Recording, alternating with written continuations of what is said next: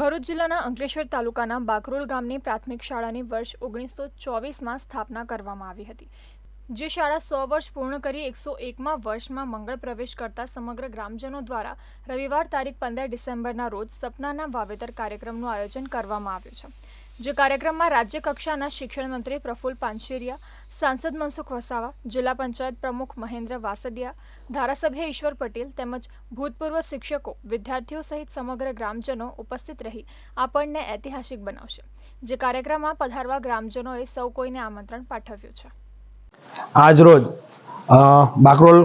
પ્રાથમિક શાળા બાકરોલના 100 વર્ષ પૂરા થયા છે। તમે જોઈ શકો છો કે આ જે ઓરડો છે એ 100 વર્ષ જૂનો છે અને જ્યારે આ શાળાની અંદર હું પણ ભણતો હતો, હું પણ અહીંયા જ ભણ્યો છું,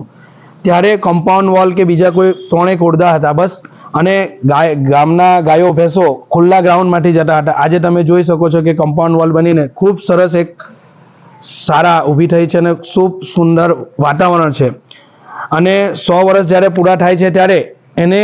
ભવ્યથી ભવ્ય ઐતિહાસિક બનાવવા માટે એક ઉજવણી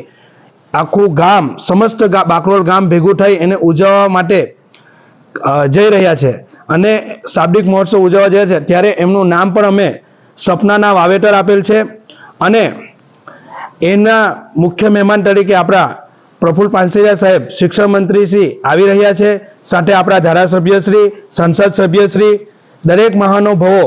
આપણા આ પ્રોગ્રામની અંદર આવી રહ્યા છે। ત્યારે આપ સૌને દરેક ગામના અને ગામ વતી અને ગામના ભૂતપૂર્વ વિદ્યાર્થી, શિક્ષકો દરેકને જાહેર આમંત્રણ અને જાહેર જનતાને આમંત્રણ અમે પાઠવીએ છીએ।